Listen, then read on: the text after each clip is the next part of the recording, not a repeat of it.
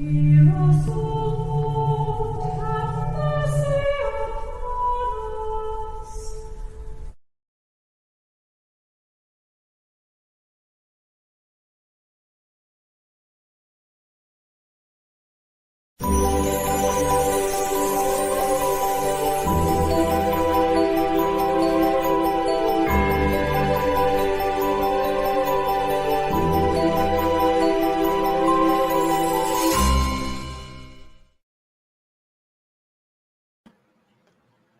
Meditations for Every Day in the Year by Bishop Richard Challoner.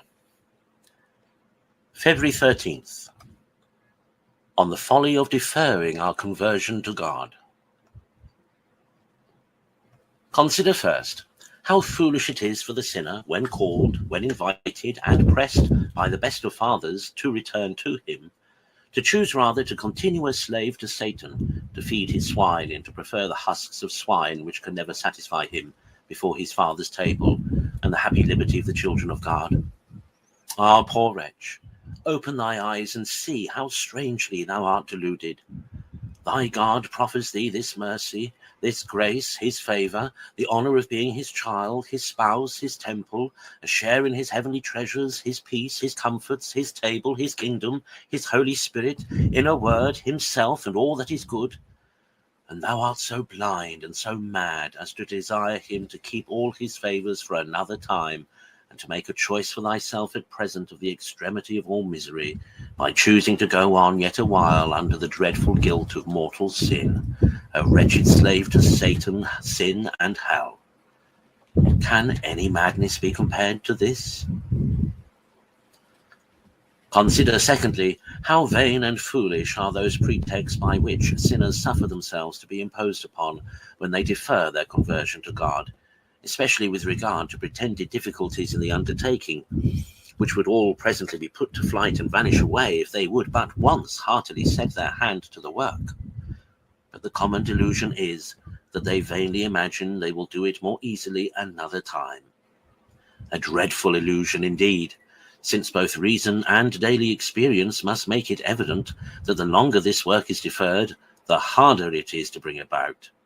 And how should it be otherwise, since by these delays and by continuing to add sin to sin, their sinful habits grow daily stronger upon them, and consequently harder to be rooted out.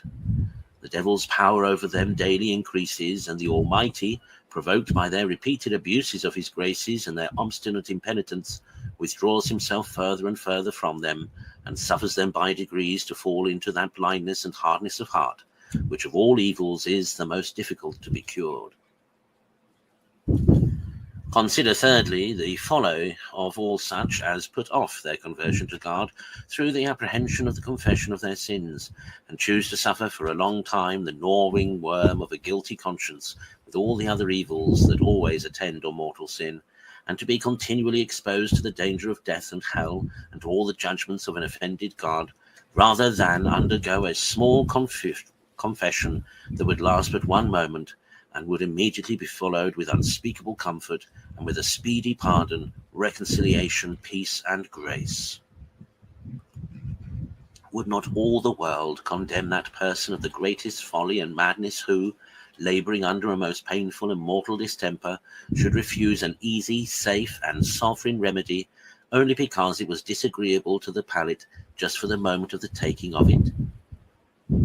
But oh, how much more unaccountable of so small a humiliation as the confession of his sins to a minister of God, bound by the laws both of God and man to an eternal secrecy, refuses all the medicines of heaven under a mortal disease which is hurrying him onwards towards an eternal death, and chooses rather to risk his all for eternity than to discover his illness to his physician?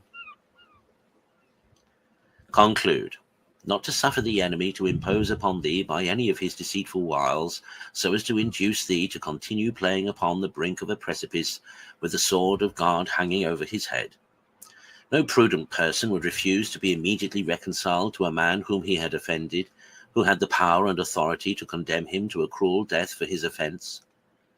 How much less should the sinner put off his reconciliation with an offended God, who can in an instant cast both his body and soul into hell, and who is highly provoked by his impenitence.